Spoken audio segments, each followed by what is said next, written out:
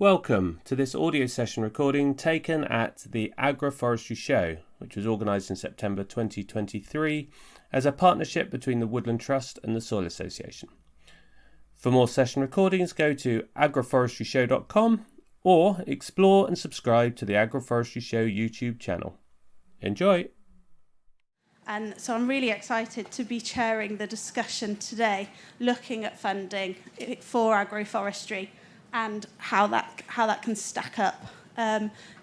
So I'll kick off. So I'm joined here today by Tim Coates, who is co-founder of Oxbury Bank, Ben Stafford of Regenerate Asset Management, and John Dearsley from Savills.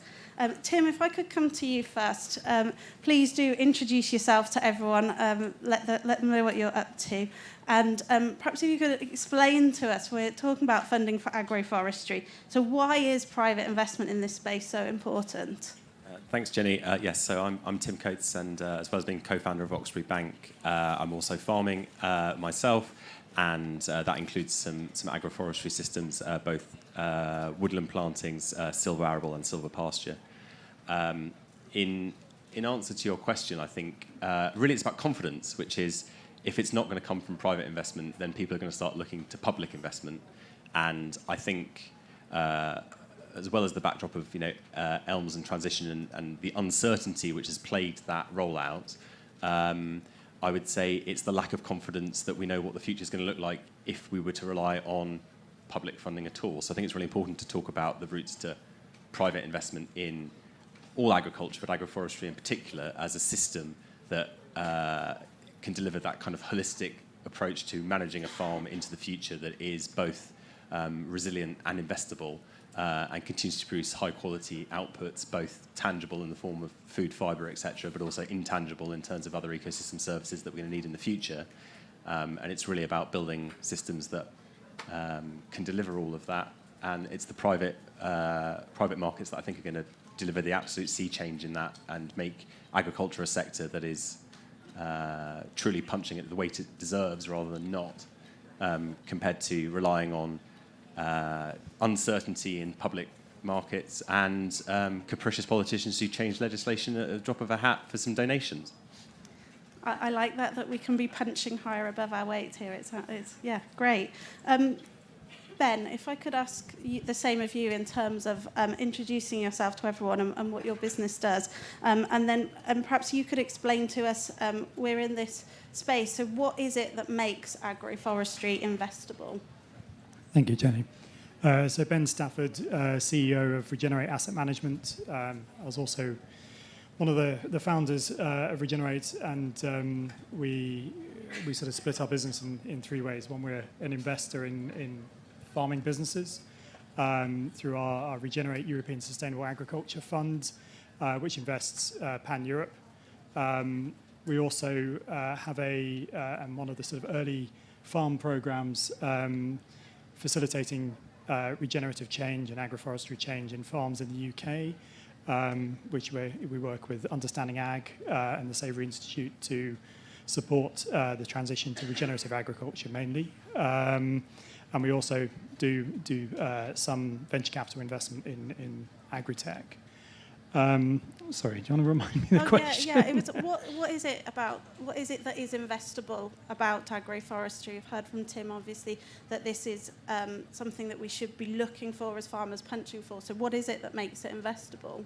So I think what we like about the agroforestry systems, which we evaluate day in, day out, is the sort of idea of going from underutilized land or sort of and increasing the capacity of a landscape to produce not only food fibre but also to earn a higher rent, but also high profitability on per hectare of land.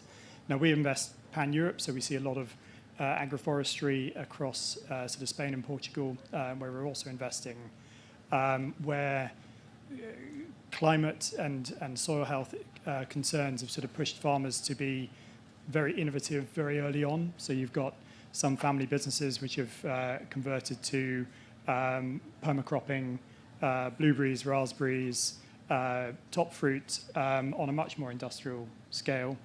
And now we're seeing the movement back to sort of polyculture, mixed agroforestry system in those systems. But I think the existence of proxies to understand really what people have done before and how that could be applied to a different landscape, for me, makes that an investable prospect. There's a lot of farms which have been farming apples, pears, cherries for many years, and then bringing that into a context whereby the farming system can create a business model which is fundable. There's lots of banks on the continent which have funded agroforestry for many years, so it's not not an unusual thing.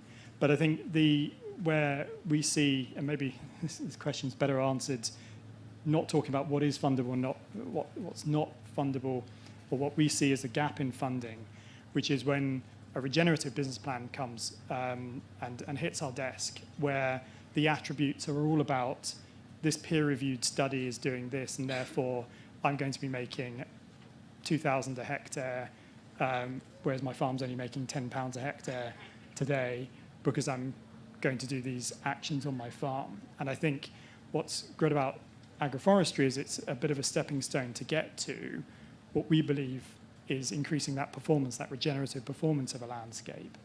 And so we see agroforestry as a bit of a bridge to investability. Yeah, Tim. Just to add something to that, Ben, because I agree, but I would say that it sort of goes both ways in the sense of I think that if you make the decision to go regenerative, you're going to lead yourself to agroforestry. And I think if you go to agroforestry, you're going to lead yourself to be regenerative, because it both leads to this right kind of holistic systems thinking that, that gets exactly that kind of return that you're talking about. So I think that is largely true, and I think in this country that will be more true than elsewhere. Now, there's a lot of tropical banana systems which, they're organic, but they use organic, and the soil's looking incredibly poor. We work with advisors globally who have examples stemming from tropical bananas right the way through to sort of northern blueberries, cherries, etc. And I think there is a real risk that you can go too far and control the system too much so that nature is suppressed so much that you don't get that regenerative action. And we're now seeing producers come back from those sort of very intense, albeit organic, systems. So I think there's a balance to be created.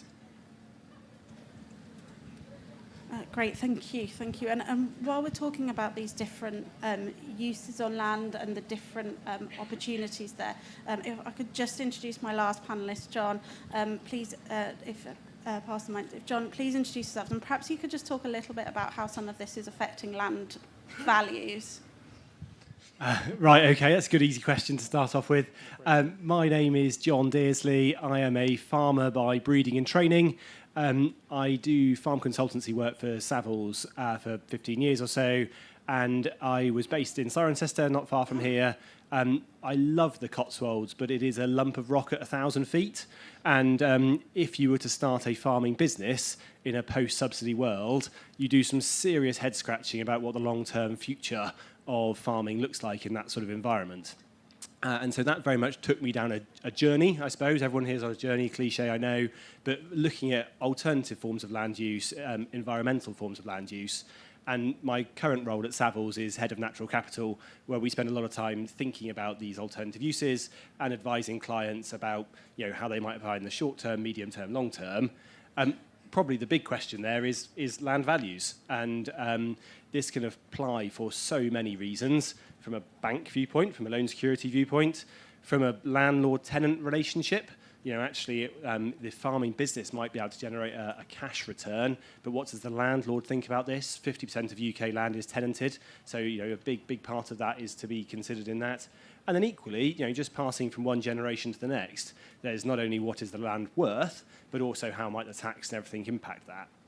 So I think land value is one of the serious considerations as part of this. I think when I look at this is about timelines. And I think it would be hard for me to stand here honestly and say, in the really short term, a red book valuer wouldn't pick this up and say it is a challenging thing to do, to come up with an increased value in the short term. I think many of my peers would kick me if they heard me say that.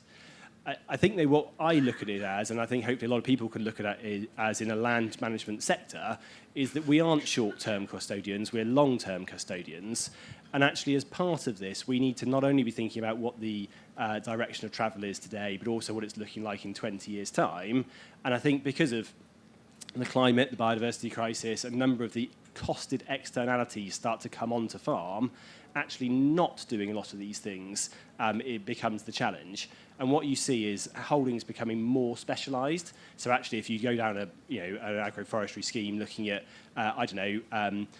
splitting up of paddocks for dairy grazing or whatever else it might be in a much more environmentally friendly way rather than using electric fencing, you end up with potentially quite a specialised unit. And the valuer sits there and goes, it's only really linked to one or two forms of agriculture, it becomes a challenge. I think what Ben was saying before is actually when you start to stack all those land uses and you've got diversified income streams, it helps. Also, I think we all know that you can become generalist to a point, but after a while, to extract real value, you need to become specialist. For a long time in my career, I was advising people about building sheds, and I'd say, would it pass the John Dearsley caravan test? I.e., if it all goes wrong, can we park caravans in this, or glamping units, or whatever's popular that week, to go into that? And we built very generic buildings, and actually, if you hop over the border from Gloucestershire to Herefordshire, all the people making proper money were building very specialist chicken sheds and making a killing out of it. So I think probably the reality here is we've got to try and focus our landscape in something that we really believe is well suited to delivering the agricultural output that we want to see over the long term, rather than be so generalist that we end up with a sort of something and nothing approach. Thank you. There's an awful lot there that I want to follow up on, and lots of questions going off my mind. But I just want to cover off one point, as it's come up a couple of times, and the audience, I think, will be interested to understand, is what do we mean by stacking? Let's just get that definition set up before we carry on too much further. I'm going to redefine it as enterprise stacking, and I think the great, shall I call him the father of agroforestry? That's probably a bit wrong, but he may or not like that. But Stephen Briggs would say that's the whole point of being 3D farming, right? Which is to say, and his angle was that tenancy angle, which is, I'm essentially paying on a rate on 2 dimensions. If I go into the 3rd dimension and increase the value I'm getting out of that 3rd dimension, then I'm absolutely quids in as a tenant. And also, he designed a system that no one else would take on, so he gets to stay there. But I think stacking is fundamentally about multiple enterprises. That's one definition, but the corollary is the ecological stacking, actually, and I think that's just as important because that gets us back into those sort of intangible markets. I'm going to call them that, as in you can't physically feel them, but they're just as important and, as John was saying, start to get internalised now into what we're all considering for the future. Just following on a bit on that, because I think the idea of stacking is a bit of a misnomer in some ways, because while you're bringing, and I think enterprise stacking is really the correct one, but it's not necessarily revenue stacking. And I think, in a way, looking at revenues on farms, you can have a lead revenue driver, but actually cost saving is as much a revenue driver as driving new forms of revenue. And I think agroforestry within the stacked arena allows you to create the opportunity to save more money than you're potentially making. So you're, take an example, if you're producing something which is an end, an end input, and you're able to not just add that end input, but also add that supply chain into your system by adding agroforestry, then actually your likely multiple on that activity is not just, another 10% margin increase, which everyone would love in itself, but actually the cumulative effects of that stacking, the benefits can, in the right system, and can go the other way in the wrong system, outweigh by a multiple of 2 or 3 times. So I think there are benefits to the cost savings, probably more in a enterprise stacked environment than there is in actually, I make $1 million from farming sheep, and then I can make another $1 million from farming trees, and I can, I'm grossing these up dramatically for drama's sake, as you can tell. But those activities in their own right, you're more likely to be, adding another 100,000 to your margin from the cost savings, which actually are more powerful than adding another form of revenue, even if you are adding revenue to that. So I think it's never as simple as just stacking, but I think it's holistic whole system design in the context of what your farm business is and where you want to go with it. And following on from that, it perhaps brings us to the question of sort of, is this, or does that have an impact on why private investment is seeing agroforestry as a good investment? I'll quickly jump in on that. I mean, probably now talking about what people want to hear. So, funders, what do they care about? So, I think there's a very economic point to all of that, which is we're talking about diversity of enterprise in that sort of stacking description, and obviously that creates a degree of resilience and the likelihood that if something's to go wrong in one part of a business, that the other parts of business to keep it, making sufficient money. Which, if you're a bank, you care about because you want to get paid back. Fundamentally, like our average lending is out 21 years at the moment, which, in as John was saying, in the changing climate, could be deemed high risk in some senses because it's such uncertainty as to what that's going to look like. And obviously, we are taking that into consideration when we make decisions. And an agroforestry system with its inherent diversity, both in terms of enterprises, not just revenues, but also cost savings and other ecological resiliences that come out, start to make that a much lower risk and therefore a much better reason to be getting behind it from a funding point of view, at least from a bank risk perspective in a very simple sense to start with. There's more to say on that, but I'll stop there for now. John, is there anything you want to add there about the sort of relationship between landlord and tenant in that sort of, is that relationship also recognising that return?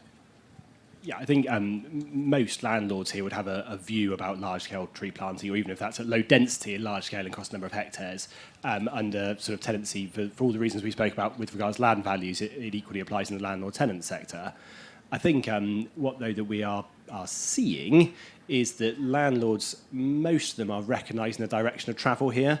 And again, trying to use an analogy that people recognise, if you're a landlord of a residential property and you spent 10 years ignoring EPC legislation, all of a sudden energy performance legislation, all of a sudden you are getting a massive hit by the current legislation.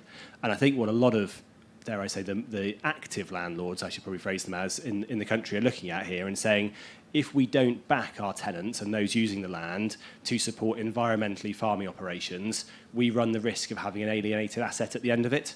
And so I think that's where they may not have every answer to every question. I don't think anyone does. But I think certainly they're willing to go to the table and say, well, either as a pilot project or in a small part of the farm or as something on this, we want to engage with you and any lenders, public or private finance that comes along to see how that looks. Thank you. I'm going to ask if you pass the mic back to him, and I will pass mine to Ben, because I know the two of you have got some good discussion points on my next question.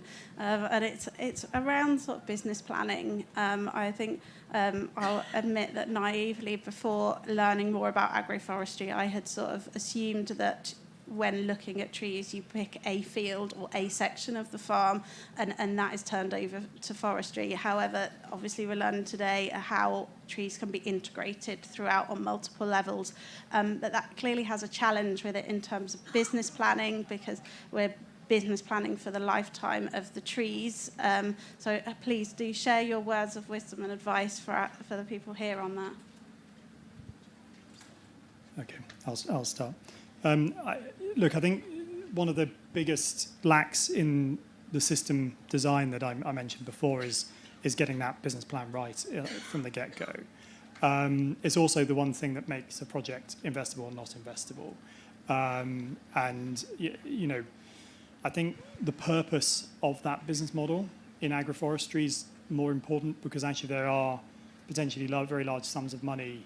Some of the systems we're looking at, you invest in the land and then you invest in the same again in terms of putting productive tree crops or woody crops, etc., timber crops into the system itself. So I think the establishment of exactly what is the business model that agroforestry system is going to be doing is key to creating that investability.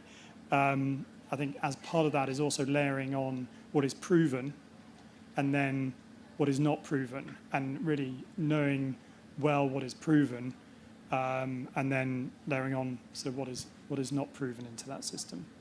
Yeah, I'll build on that last point, because I think I would use the word certainty. So I talked a little bit earlier about where there is uncertainty, and this is a reason to be leaning into that uncertainty by making a change.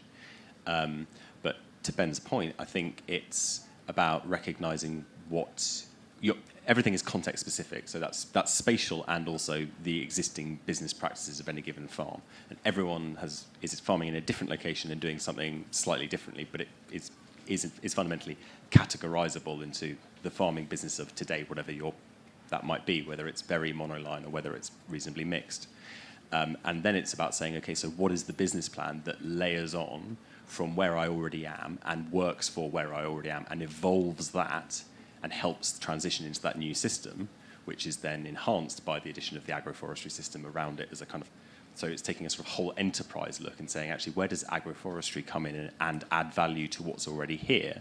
And that may, again, to another point Ben was making earlier, that might not be immediate, extra revenue lines. It's actually about that building in the resiliency to the existing business. So if that's, that definitely could be said for, all of the animal welfare benefits that are known from agroforestry systems, if you're running silvipastoral, silvipoultry systems, in terms of all of the cost savings that you'll build over time from running those enterprises. And then you can look into the value add element of the agroforestry. So I think it's really important in that business planning to get the location and enterprise specific context grounded, and then layer in the agroforestry as the way of enhancing that. I think that's right, and but also to segment the system as well. And I think, in a mixed agroforestry system, and we're all trying to go towards the nature farming route and away from a sort of conventional setting, I assume, because we're all sitting in this tent. But if you've got river frontage and you're thinking about riparian buffers, don't sit in a silo. There are people out there who can help design, get the profiling done, and also ultimately negotiate on a sort of multiple farm approach with water companies, carbon credit, etc., and build the business model that fits your farm. And I think that's a really important component to it. But this isn't necessarily a silo, and there are now techniques out there which are really well proven. I personally like riparian buffers, and it comes back to this nutrient neutrality discussion that we're in the midst of. But I think there are certain pieces to a farm. While we're all trying to farm holistically, ultimately your business model isn't going to just have a line called holistic farming. So you are actually modelling or managing 5 or 10 different business areas within a farm. Okay, some of them may take 8 to 10 years to come into fruit or come into revenue, but at the same time, layering that and actually having those timescales and understanding what the benefit are is essential, but also getting outside expertise in to really sort of understand how you can do better. No, I think I'm going actually much simpler than those two answers. I think the number one line of the business plan needs to be a really clear and genuine why. And I think that is the number one question that anyone reviewing a business plan will want to understand when looking at this. It is not yet mainstream, who knows where it will be, but actually it needs to have a really clear understanding of why you want to do this. There's lots of people with stands out there who can answer that question with you, but if we're being blunt, none of us are in farming just for the money. So we've got to think a little bit about this and understand that true why, and that will then help feed what the outcomes you're looking for from of all the different enterprises that you stack together and how they then can be assessed. And just to follow up, do we think we have enough education and support in this area, and what more could we be seeing, could be asking for to assist with that? There's a short answer, which is not enough, but I think it's growing. I would just want to sort of pick up on, I mean, I think I'd possibly go out there and say I might be in it for the money, because maybe it is the great industry of the future that's finally going to get the value attributed to it that it hasn't had to date. I mean, farming is, it is about providing things that we all need absolutely and fundamentally. And we all know fundamentally that if suddenly the food system was to collapse, that society would follow pretty quickly thereafter, right? So let's not completely devalue the idea that there's not actually a lot of money in farming, because it's potentially realizable in the kind of worst case scenarios that we may be facing in the coming decades, because it suddenly becomes the thing that everyone's, suddenly everyone depopulates. I'm being a bit catastrophic here, but depopulates the cities and thinks that there's food in the countryside, right? But a bit more practically and seriously, as all of the externalities that have been allowed to happen from the agricultural and food production systems reorientate, and things like carbon markets and nature markets, etc., and I'm using those as shorthand, do come on stream, which is a big part of this question that we're getting into, then there is potentially filthy lucre in that, right? But in a good way. It doesn't have to be a bad word to be making money from farming. I think that's probably what I'm trying to say there. That probably itself is also part of that mindset shift that we all need. I think everyone's probably over-internalized in the farming industry, this kind of feeling like, oh, we're not making any money, and that's kind of just the way it is. And I think we all should be striving out and saying, no, we're going to make money and we're going to do it without subsidies, and et cetera, et cetera, et cetera. Sorry, that wasn't really your question, but I just wanted to say that. But I think New Zealand also has a good emphasis on that. A world without subsidies isn't the end of the world. I think that's an important point. But I think even beyond that, I think on the looking at layering natural capital benefits as well, which is, again, as John's area, but I think there are a lot of lose-lose offerings out there. And I think this is one area that potentially we don't talk about enough, where someone wants a very large area of land, which is managed by one or two farmers, to do something, which is positive, but it's approached in a way of, please do that and don't do anything else, rather than being a discussion of how you can both do something better to reach a common goal. And often farmers and landowners and a lot of other parties, stakeholders, end up in that lose-lose scenario. And I think that's one area that agroforestry really does benefit. And it comes back to Jenny's question, which is, do we have enough education out there? No, we don't. I think we're vastly short of the right education, guidance, support, in order to have the right outcomes. And in a way, with more education and more knowledge and data in this space, then actually a lot of the lose-lose scenarios are able to be avoided, and actually come back to making money out of farming. If you have a win-win scenario where both counterparties are looking to make more money out of it by doing better actions, both are aligned from the get-go, but instead of creating a lose-lose contract, you can get a win-win scenario where actually it becomes more lucrative to do certain actions and change practices. And you've probably segued me quite nicely into sort of one of the other topics that we've been discussing, which is public funding, private funding, and sort of how those two elements are living together in this space. Tim, do you want to start on that subject? Yeah, having been a bit cynical about the future of that, I would say, in the meantime, fill your boots from the public purse, where there are opportunities, do so. And obviously there are, I think it's but it's incumbent to plan for a world where that doesn't exist. I think that's all we're trying to say, really, about that. But I think it's more fundamental, which is that if public money, and I'm not going to say public money from public goods, because that's not, because the person who first said that has covered themselves in no glory recently. So the public money is there because there's deemed to be a market failure, right? And that's the point. It's that, what is it? I think like 8% of every 8p in every pound, is of food it goes to the farmer, which is obviously a catastrophic position to be in for the agriculture industry. And so therefore, someone says, well, you need a subsidy regime to support that. And in an ideal world, we would exist in a world where that wasn't true, right? And that there is the right price being paid to the primary producer, and that requires a reorienting of the food system and other markets that are emerging that also are buying goods and services from the agricultural sector, and that isn't going to be the public purse that's going to pay for that in the future. I just don't think there's the in an ideal world we wouldn't need it, and even though we don't live in an ideal world, it's not going to happen anyway, because there's not the imagination in the public sphere to design schemes that sufficiently deliver that kind of investment into the sector. So it's going to have to come from the private sector. Is probably what I'm getting at. I think just following on that, when the public-private debate, and I think we are dealing with a hugely complex set of issues here. I think anyone who, it leads slightly on to the previous question, in terms of do we have enough advice? No, it is far too complicated for any of us to even begin to understand in all its different forms. And I think the nature of any public-funded system, even with the promises of flexibility, etc., is incredibly difficult to actually put that down into a handbook or into a grant schedule or something that is both attractive to farmers, understandable by the sector, and also delivers what the taxpayer is looking for.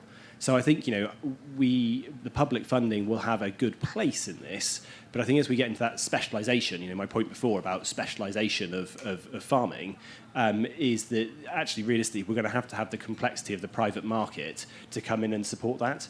And I think that is where bespoke agreements, the win-win type agreements can come forward, and ultimately they will be the right partnerships going forward. If, and again, link back to my point about business cases, the two Ys are both align with each other, because these are going to be long-term agreements.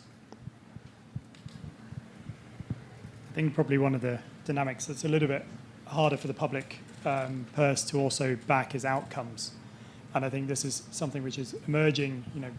Natural capital are sort of coined as outcomes rather than inputs. And therefore, this is something I know very strongly that DEFRA is scratching their head over, because they would love to be incentivising outcomes, but they can't because it's too fuzzy in their view. Maybe I'm shortening that if there's any DEFRA people in the audience. But and I think this is an area that the private market really has an ability to bridge the gap on. I know we've been running Regenerate Outcomes, which facilitates and supports the movement to regenerative agriculture and uses Verra certification to support on the carbon side. And I think, when we've had discussions, this is a sort of wide open area where the public finance and private finance can actually fill the gap to support farmers with education, training, but also to essentially, support payments for good outcomes. And I think, measuring and baselining and all of those good things are hard to define, and there's lots of people doing that, especially within Regenerate Outcomes. But I think this is an area where that business model currently has a gap, but that's one where private finance has the ability to bridge it, to take risk. We've raised a good amount of money into Regenerate Outcomes to bridge that gap. And there are investors out there who really want to see better outcomes being demonstrated within the sort of natural capital space. And so I think there's a big market. It will emerge. There will be setbacks, and it's an iterative process. But at the same time, I think the general movement, and I was told by one of my colleagues that the Verra system that we use, which sort of underpins Regenerate Outcomes, is one of the only in the UK that can actually facilitate low-density tree planting, like sort of agroforestry systems might look at. Which we've got a woodland code which does high-density forestry, but then obviously you're putting a row of trees within arable land. There is a critical part of how do you get the carbon benefits from that in a wider holistic system. Thank you. I could probably keep talking to you the whole time, but I'm conscious I should make some time for questions from the audience. Has anyone got any questions for the panel?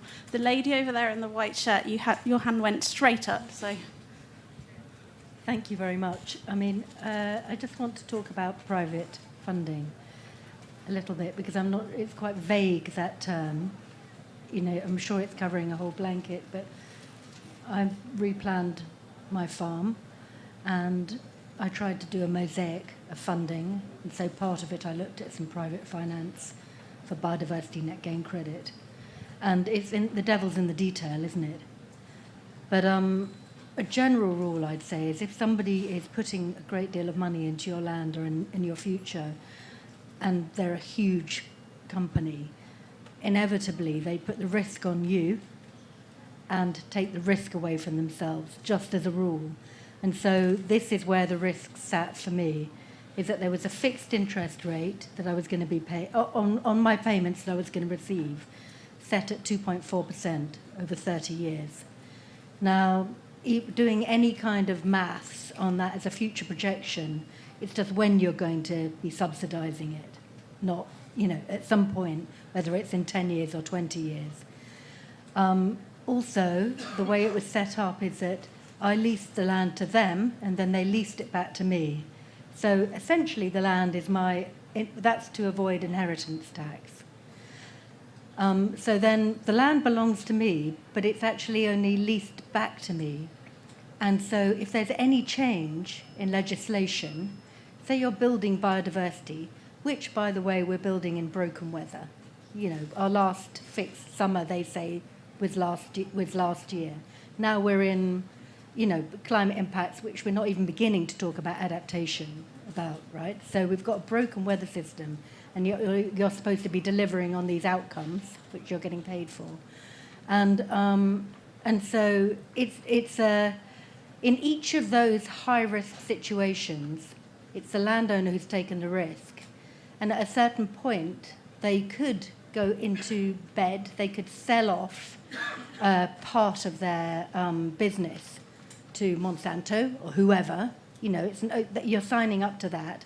So whoever you're signing up to be in bed with, that could change dramatically and you could be bought out. And also the legislation could change and the land could be fixed in that outcome so it becomes valueless. And so, you know, I really think I know that they signed up a lot of farmers, but I don't know if any of them, and I'm not going to give the name of the company, because I'm sure that the people who are involved in it are nice people.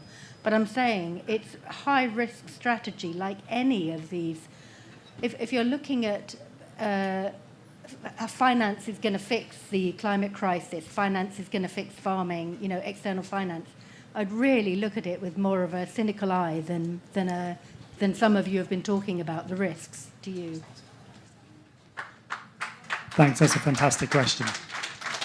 I think I'll pass to Tim very quickly, but I think that sounds like a very complicated structure, and I think there are probably simpler structures out there. It doesn't sound like a true outcomes finance where the investor's taking the risk on the outcomes. It sounds like they're taking a more secured position. So I think, you know, we've got at this panel kind of equity on my side and debt on Tim's side, so we have differing viewpoints on this. But I think, you know, there's always a risk mentality of kind of what is the underlying practices that you're thinking of doing and the change you're thinking of making. But there are a lot of different options out there that aren't necessarily a traditional debt model. And, you know, thankfully in the UK, we've got a really good infrastructure built around social outcomes financing, which was developed by the Labour government in order to finance hospitals and prisons, etc. And the improvement in that. Now, what some outcomes financiers have now done is to take that model, which wasn't really fit for purpose, and evolve it into environmental outcomes financing. And, you know, for the kind of activities that you're thinking of doing, that's probably more beneficial and, you know, less debt-like in nature. But, I mean, I'm happy to talk a bit more about that after the session. I'm going to try and answer your question as best I can, but I'm going to try and talk a bit more widely around it because I think it might tease out some of the points here, because I'm really pleased that you brought up the issue of risk, because actually fundamentally that's what, it's the other side of the coin when it comes to any form of investment, whatever size or shape that takes. And it has to, we're in a sector which historically has had the risk loaded onto it. Absolutely, completely agree. And we don't want to see that happen in the emerging types of financial arrangements like which you've been describing. But I think it is worth sort of taking a step back and saying, the point is there are a different set of private finance choices available to anyone depending on their own risk appetite, risk tolerance. And that, again, comes back to that's very individual and business specific. And it's to do with issues around sort of control, which is the word you didn't use, but I think was somewhere in there, like who gets to control what's going on, and that's in terms of the control over outcomes as well. So there is a spectrum across finance where there is different risk profiles, and there are different structures to fit those risk profiles based on the risk appetite of the person seeking funding and the person giving it. And that's everything from, if you want to, one end of it, if you want to maintain as someone seeking funding as much control over what's going on as possible, your best outcome probably is some form of traditional bank debt finance, because that's essentially the deal. At the other end, if you're willing to give up forms of control, you may be given money without that kind of obligation in a financial sense, i.e. ongoing repayments, but you are probably going to give up control in some of the ways, whether that's equity or rights over outcomes or whatever it is. And there's a whole spectrum of activities in between, whether that's in the parlance we call an over-the-counter transaction, i.e. it's something that happens just between two parties and it's all quite opaque and untransparent, or something that's very, very market-driven, i.e. there's very much a sale into a market, it's highly commodified, the price is very obvious from the start, and bank finance is probably in that space. It's very competitive. You pretty much know roughly what it's going to cost. It's a pretty free market out there for that kind of finance. So it really comes down to what is the best choice, and actually the answer probably is, again, diversify. There's it's to be a blended finance type opportunity. Everything from grants through for specific outcomes, through to an element of debt finance, through to partnerships with corporates, if that feels the right outcome for what is trying to be achieved. But only the farmer, forester, and land, and everyone who's got an interest in that land, whatever structure that might take, is going to know what that looks like for them to get the right kind of outcome. But the options in that spectrum are only growing every day. But we are still in the foothills of some of this, particularly in nature markets, natural capital markets, around things to do with carbon, things to do with biodiversity. I think we can all, I am sufficiently cynical about the involvement of large corporations into this space if they haven't been partaking in it, or even if they have and they're suddenly, acting in a way which might be deemed cynical in their own intentions. But we should probably welcome the interest level from the wider corporate sector, because it kind of is where the money is, and they are increasingly, for reasons that I won't go into now because I know I'm going on for ages, that is where it's coming from. It's my line on that is all capital, financial capital included, once upon a time originated out of natural capital, and ours is the generation that has to send it back. We have to pay down that debt that the rest of humanity, unfortunately, has occurred over thousands of years. We're now at that crunch point, and it is about financial money getting back into natural capital to sustain the planet we're all living on, and we should welcome any corporate opportunity that's trying to do the right thing. Yes, we can be a bit cynical about it, but if we're cynical about all of it, we haven't got a chance. I'm going to be very, very quick. I know exactly the agreement you refer to. You also need to read the insurance clauses. What I would say, though, is I have advised various landowners on it, and some have I advised to go into it, and some of which I have advised to not go into it. And I think probably it links back to what I was saying earlier. The why is so important on this. It is not a one-size-fits-all answer. It's an entrepreneurial marketplace, and you've got to find the partners in all the different shapes and sizes that fit what your why is. And I think that is only when you will have explored the options and decided whether it's right for you. I think to have set a plan and then say, I'm going to find someone to come on my plan, is perhaps going to be a challenge for people, because you need to find what the market is willing to offer and then see how that fits with what you're willing to give. Thank you. Now, I've got a question at the back here and a gentleman here. So if I... I just wanted to take issue with the suggestion that planting trees or diversifying or enterprise stacking was going to reduce your costs. I just can't recognise that at all in my 50 years of farming. I mean, I remember my neighbour as a teenager saying that mixed farming meant muddled thinking, and I saw all my neighbours specialising, and the ones that made most money were the ones that specialised most. I have planted trees, I have done enterprise stacking, and all I can see is it driving up costs, largely because you don't have specialist machinery, but probably even more so because you don't have the level of technical knowledge that a single enterprise farm does. So we planted nut trees. I don't know what the hell I'm doing. You know, I can travel the world and I won't find anyone who knows, you know, how to grow nuts in our climate, on our slopes, you know, whilst grazing animals underneath. Anyway, it's just inevitably going to drive up costs very considerably. So I'm suggesting that that's a fantasy. Thanks. I might take that one. And I think you're absolutely right. And we see, you know, 90% of cases, the planning, the design aren't right, wrong circumstances, wrong soils, wrong system design. And I think this by no means is, you know, simple in any way, shape or form.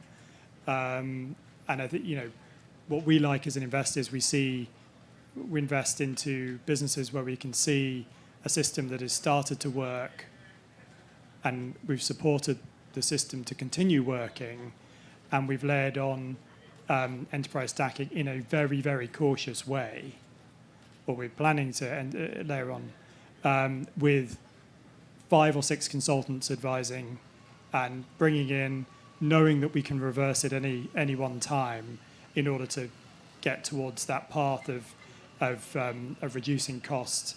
I think you know, in the systems that I'm mentioning, they are at a certain scale that you can benefit from certain actions, and it comes down to base design. So I think I'm absolutely in the same agreement with you, and we've seen a lot of systems which don't work and don't save any costs.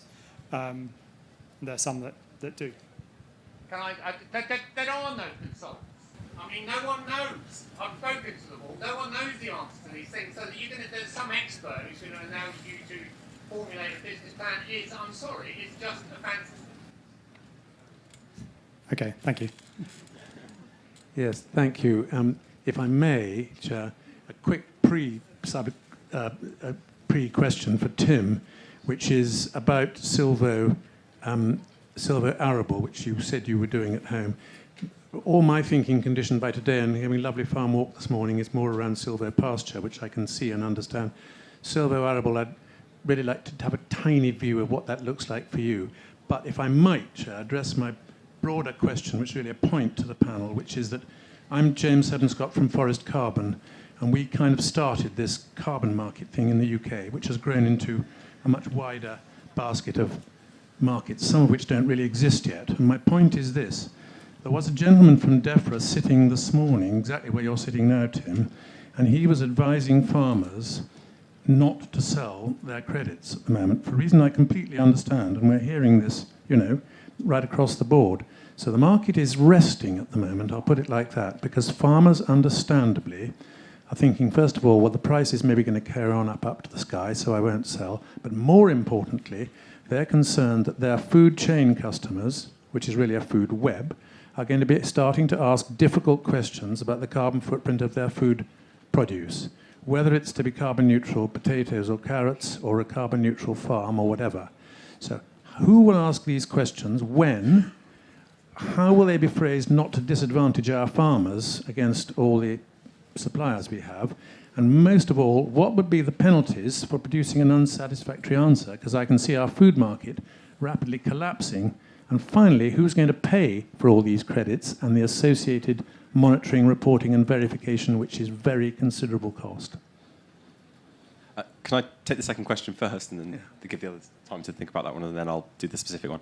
On the second question, so what you're talking about, James, is this concept that in the very near future, but there's no yet formal set of this, that all food supply chains essentially will require the insetting of carbon from that supply chain. So, i.e., if I'm using these completely at random, not just because it's sitting in the tent sponsored by them, but if I'm Sainsbury's and I'm selling, let's just make it a simple vertical, like fresh produce, sourced from somewhere in Cambridgeshire, then I want to know what the what's called the Scope 3 carbon emission of that is to me as Sainsbury's, and I want to offset that by seeing that offset take place on that farm. Then that is an inset.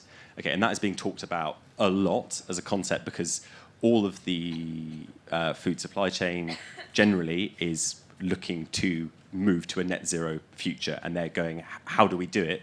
And there's a lot to be said that the responsibility to do it is in their own supply chain, right? Rather than outside of it. And you can see the moral argument to that piece. To the knock-on effect that's having in terms of sit on your carbon if you happen to be in a fortunate position to have done something where you have some carbon, which I don't think is the majority, then I think what that shows is that we don't have yet, and this is the sort of, I think, the piece of the puzzle that is probably coming but hasn't yet dropped in as a standard thing, is what essentially is reflecting natural capital on balance sheets and profit and loss accounts, both of the likes of the Sainsbury's of this world, but also at farm level. Right, and that, I'm not saying that's not expensive to your point, but that is a new change. Much as as an arable farmer, every 5 years I have to do soil tests under the Farming Rules for Water, for example. That's just a cost I have to do by regulation, which I do. That I think emissions footprinting, carbon baselining, other baselinings are going to become perennial, not necessarily annual, but perennial costs, ongoing costs into the future. I'm not sure I have a perfect answer as to who should bear that cost at this point in time. I think we all know that fundamentally there is not the capacity in the farming balance sheet to take on that cost without external support. And I think there are lots, and Regenerate Outcomes are probably one, who do take on that part of the burden. So it is a complicated thing, but I think if you have an appropriate farm natural capital balance sheet and profit and loss type approach, which shows annual changes, which shows the stocks and flows, essentially, what you can do in that situation, say, as a farmer, I can already show how I am, a net negative from a carbon position, so I can sell as much as I want, based on that on an ongoing annual basis. It acts like any other asset. And there's a lot that needs to evolve for everyone to get confident about that point, but that's the conceptual thing. And that's probably why at the moment everyone's saying, sit still, because we don't have that picture yet. But there are a lot of initiatives which are coming out of private markets, not coming out of government, to help support that. So I hope that when we sit and have the same conversation in 3 years' time, it will be much clearer on that. Very specifically on the question to me, silver arable, so alley cropping system, so rows of trees spaced sufficiently wide apart to allow, to someone's point about machinery, machinery widths between to continue to operate essentially an arable enterprise, with divided up now by, in this case, coppice and browsing hazel and willow lines, and then a fruit trees lines as well. So that's the kind of what's going on there. I mean, I've taken it even further because it's kind of not just silver arable, because I also do integrated livestock management. It is also grazed as part of its ongoing treatment. But it's a perfectly. It's quite an easy first system to establish, to be honest, and quite. I'm happy to talk to you more about it. Yeah, please. Jenny will tell us off very quickly. I don't sell all my wheat on one day. I wouldn't sell all my carbon on one day. What I would look to is, I would say, well, what are the push and pull factors around price? And at the moment, my belief is we are generally in a carrot before the stick approach to land management. So, if we took something like peatland, which I appreciate is not going to be particularly local to here, actually I do feel that there are good grants, there are peatland code options available. Actually, that feels to me like a moment in time where to take an asset which is emitting and to do something about it. So I think there's that element. My final point about looking internationally, like I was moderately derogatory about the Cotswolds in terms of producing combinable crops, I would also look at the UK's ability to capture carbon at scale. It is a relatively, Tim will kick me, relatively low value, high volume market, which is perhaps not that well suited to the UK, we have a short-term advantage around verification and bluntly trust. When we get better with the tech that can throw a satellite over whichever part of the world you want to point to and be much more confident about the effect that's happening there, actually the UK carbon price might start to meet the world carbon price. I think also, there's different carbon schemes as well, and there's different carbon counterparties. And I think there is the concept around pre-selling versus spot selling is also important here. And I think companies which are trying to secure, as they've done in vast quantities of the US, secure upfront carbon, force practices in a very prescriptive manner, and then the farmer has sort of basically a lose-lose situation in order to adhere to certain things to get a small amount of money. Thankfully, we don't have that many schemes in the UK, but I think that is one that is sort of has been exposed to be not the right thing to do right now. Whereas there are other schemes, and I happen to be biased because Regenerate Outcomes is one, which is more of a partnership with the farms, where you are amassing through practices a carbon balance, and the scheme creates a sort of carbon position of the farm through baselining and monitoring. And I think that is an area where selling carbon and signing up to a scheme are two different things. So you can sign up to a scheme, but you don't necessarily sell the carbon. And so I think there are, when you look at carbon and you look at a verification process, once, according to Vera or Gold Standard, once 50% of the farming industry is farming in this way, it no longer is valid as a form of carbon creditization, because it is what's being done. And so there's a tipping point. So the early adopters who sign on to schemes and start doing things differently are then able to get carbon credits. But as soon as it becomes agriculture and not just regenerative agriculture, and mass market, not just niche, then you can't get carbon credits. It's just part of the additionality of actually being a part of a carbon scheme. So I think there are many caveats to the statement from DEFRA, which are pretty important. I think you may be saying that before long it will become a license to operate. Right, and the early adopters will do well, Yeah. and then the ones who adopt late will probably scramble and realise. But when is that tipping point? It could be 10 years from now, it could be 20 years from now. Well, to be flippant, I don't think anyone's going to be selling a carbon credit in 2050.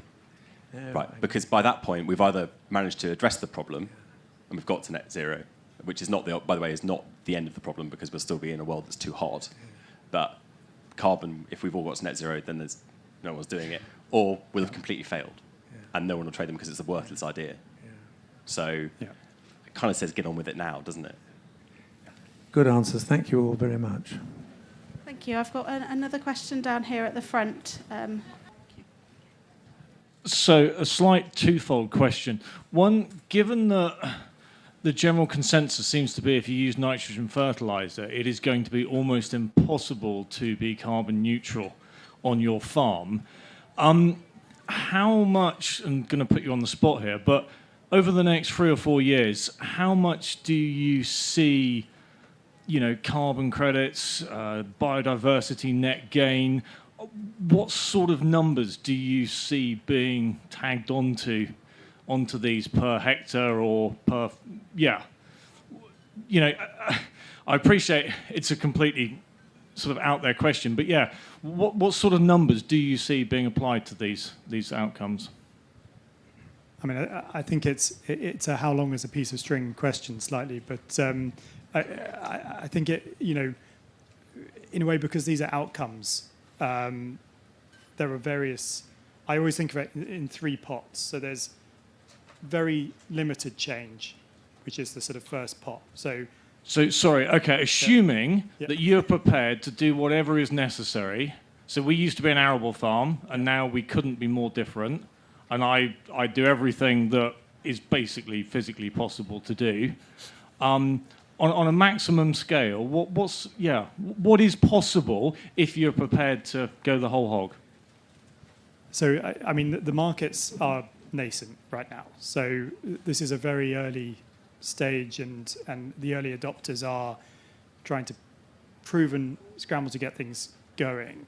Having said that, when we started Regenerate Outcomes, so 5-6 years ago, the idea was actually we identified the bridge of the level of outcomes that you have to have in order to attract farms to move in that direction. And we identified that had to be somewhere between sort of 80 to 100 pounds a hectare.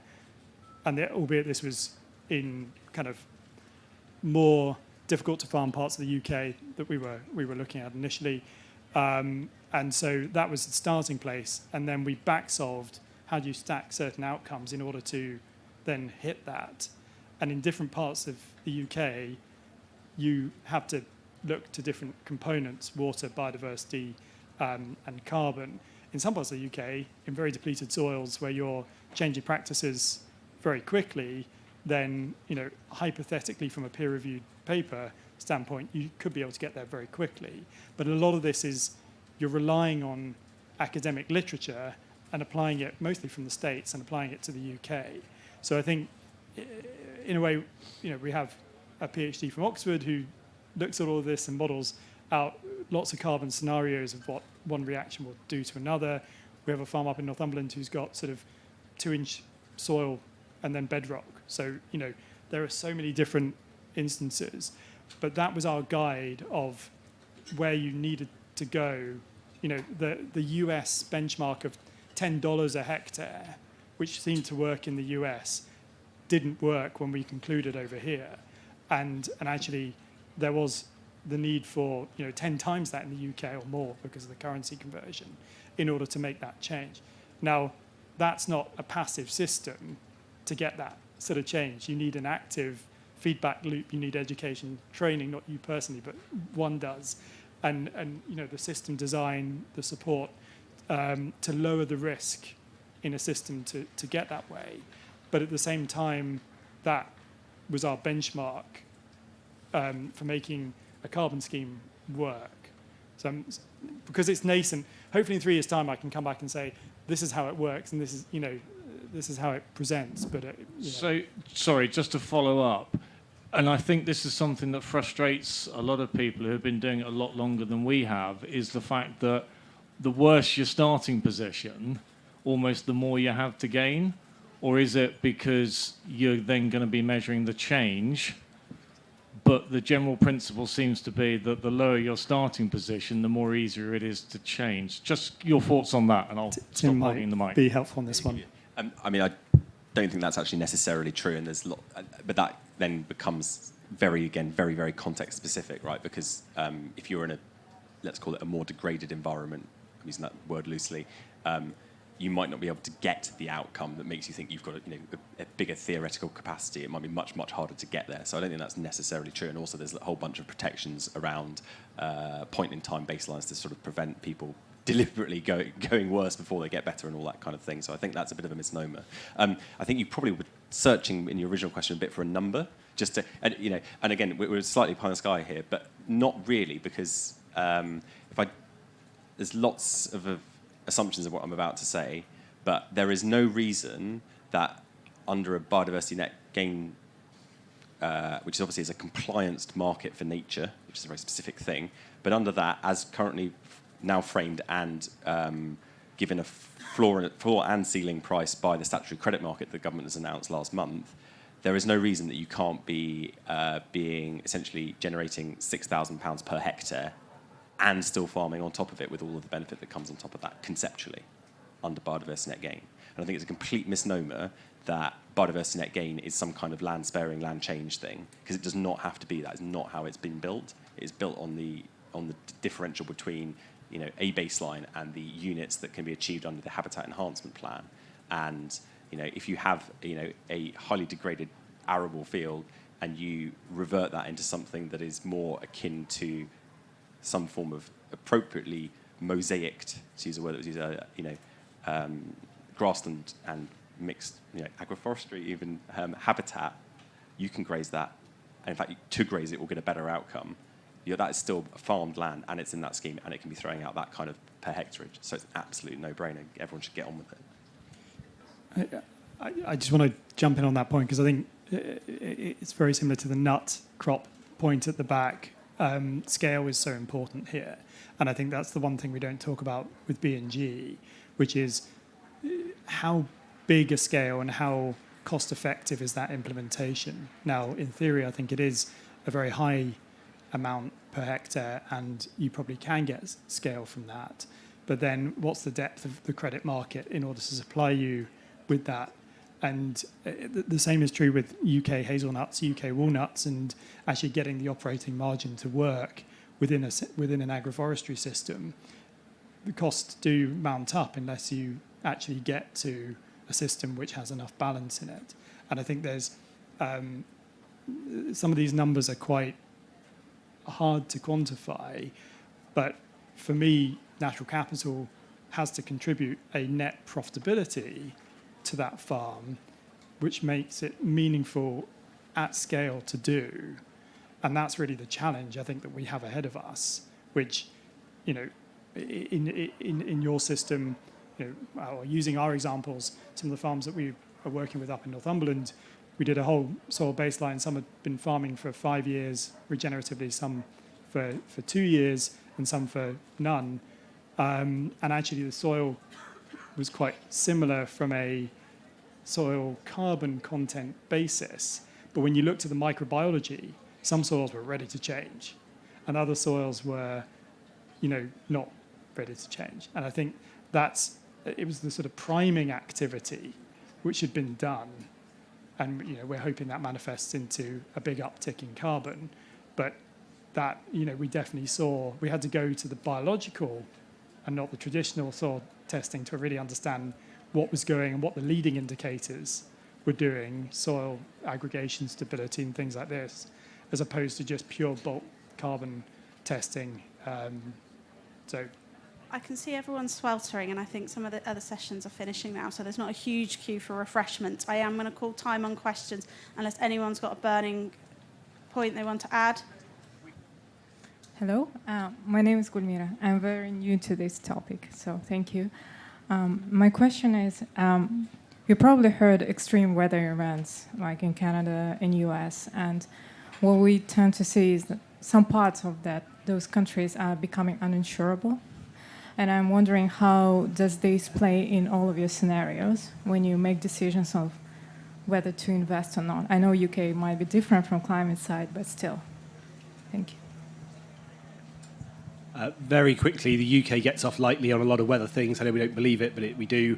I think what you refer to there, that ability to be uninsurable, actually leans massively into why the sector needs to adopt agroforestry and similar techniques, because we need to put in that level of protection against either the stick that will inevitably come, whether that's the stick from Mother Nature or the stick from UK policy or the stick from supply chains.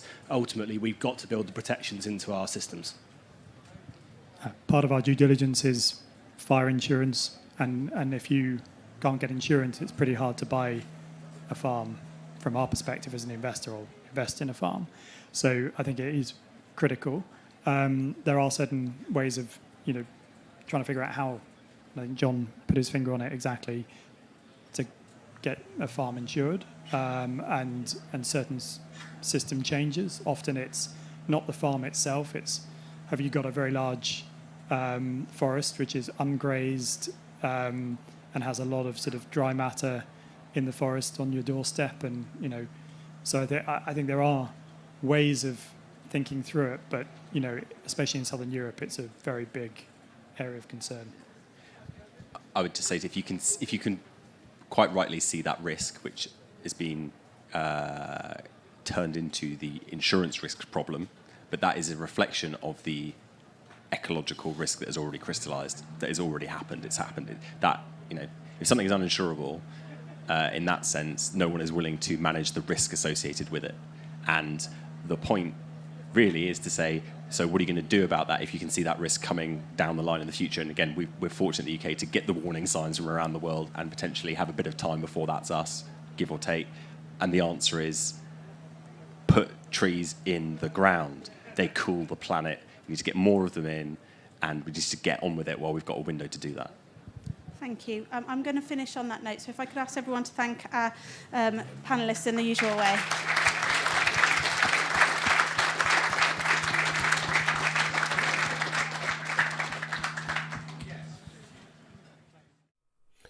Thank you for listening. We'd like to thank our lead sponsor, Sainsbury's, and our other major sponsors, Farmers Weekly Transition, Forestry Commission, and Till Hill, and all the attendees for making this show such an overwhelming success.